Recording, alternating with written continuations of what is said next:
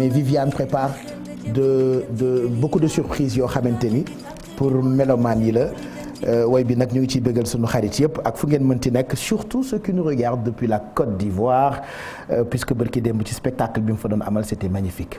On reçoit maintenant notre invité Macky Sall non Macky Silla Madiba Macky Madiba Silla voilà c'est un jeune Sénégalais qui aime le Sénégal. Parce que mën nga nekk sénégalais te doo bëgg Sénégal preuve bi nag mooy documentaire bi mu co-réalisé jagleel ko Laba Sossé premier disque d'or africain premier disque d'or sénégalais il vient nous voir pour parler de cette belle production qu'on verra peut-être prochainement ci écran yu Sénégal yi Macky merci d'être là kontaan nañu félicitations encore ñu bàyyi la nga nuyoo ak téléspectateurs yi. waaw Pape Cheikh merci ci invitation bi maa ngi nuyu waa Sénégal. et puis bon di am plaisir ñëwaat si suñu kër. en tant qu'artiste parce que TFM këru artistes yi la.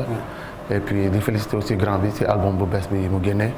on va commencer dans ce dégg ay quelques sons yu xaw a pàkkaat wala. non kon après il faut que may la CD. ah avec plaisir non, je te conseille d'acheter le CD. ah voilà je vais acheter et tu vas m'offrir je vais acheter. mais est-ce que di nga ma offrir documentaire bi ma diffuser ko gratuitement.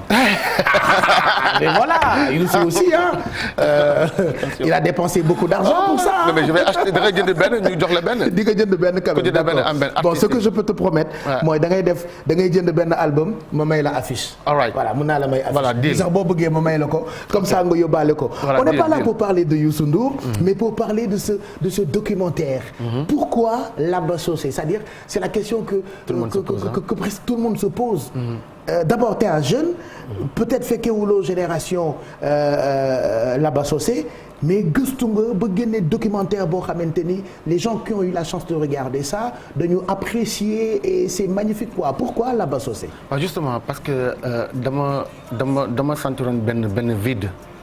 parce que pour man rôle artiste parce que je suis musicien en même temps. peut-être loolu moo tax ma am sensibilité peut-être en tant qu'artiste musicien et réalisateur aussi. dama bëggoon wone lu suñu papa yi doon dund ñoom bi ñu nekkee jeune ak suñu yaay yi je voulais en fait faire un bond. non pas vers le futur mais vers le passé. vers le passé quoi. c'est-à-dire indi loo xamante ne ñun suñu yaay yi suñu papa ñoom bu ñu nekkee jeune musique boobu la ñu doon déglu. parce que les années 60 70 dafa nekk pour man pardon benn énigme benn inconnu. parce que fii Afrique amuñu culture. di xool ban musique la suñu papa yi doon déglu. suñu papa yi ils ont été des adolescents aussi ils ont été à l'université et je me suis rendu compte que ñëpp même chose dañu wax à l'époque la première musique bu egg ci Sénégal fii c'est la musique afro-cubaine.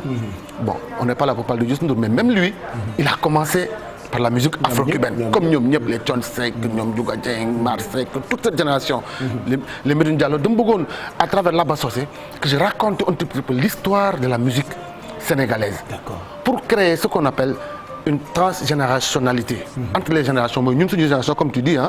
mais yow wóor na ma sa papa déglu na salsa à l'époque. déglu na musique africaine ñun tam déglu nañu ko. mais surtout avec Laba Sossé lu mu doon représenté en tant qu'artiste premier disque d'or de musique afro-cubaine. et puis jaar-jaaram. jógee Gambie. juddoo Gambie après ñëw Sénégal. Sénégal mu dem Côte d'Ivoire mu def toute la sous-région. ba pare cubain yi seen bopp gis ko. ñëw jël ko. Roberto Torres le plus grand producteur de l'époque jël ko. produire ko moom ak Mongito on l'appelait El Único. maanaam l'unique. tellement que lu muy def ko def ci xarañoon. ñoo ñëw pour Laba Sossé nekk États-Unis di dem ay Miami di wër. adduna ay Canada à l'époque. ba ma découvrir loolu moo ma gënoon fasciné ma ne mais. Pourquoi on ne parle jamais de lui? Pourquoi on ne parle jamais de cet homme? On a fait comme s'il avait disparu dans les règles, comme s'il n'avait jamais existé. Maintenant, c'est une façon pour moi non seulement de le réhabiliter, mais aussi documenter dafa am solo. maanaam day fixer dans le patrimoine un legs, un héritage boo xamante ne tey jeunes yi. mooy ñi nga xamante ne tey ay Wally Seck la ñu déglu wala ay keneen ak keneen. ñu mën a xam aussi. Qu'est-ce qui s'est passé avant. C'est ça le rôle du cinéma day fixé dans le patrimoine. xam nga loo xamante ne dafa passé yow nga indiwaat ko. voilà donc il faut que ñu delluwaat démb parce que démb moo tax ñu naan tey c'est dommage que fi waxtaan bi neexee je me rends compte qu'il est 12h57. priorité au journal et que rédaction baa ngi taxaw pour jotaayu xibaar diggu bëccëg gi juste après journal bi ñu àggali waxtaan bi ak Macky Madiba Silla un très bon documentaire mu réalisé ko jagleel ko ki nga xamante ni moo di Laba Sossé xam naa benn grand Pape Cissé il va être content parce que moom c'est un vieux Pape Cissé il va être content et moi je suis très content aussi parce que dama bëgg démb Laba Socé j'ai eu la chance avant muy dee ma def ak moom benn émission qui s'appelait Star en ligne à l'époque 2003 la woon sur 2S mu nekkoon nit ku exceptionnel donc tout lépp lu nekk ci secret wu carrière am moom Macky daf ko nettali à travers documentaire bi dinañ leen ci woon extrait et puis on va continuer de raconter ces histoires de documentaire bi juste après journal bi en attendant une page de pub et puis on se retrouve juste après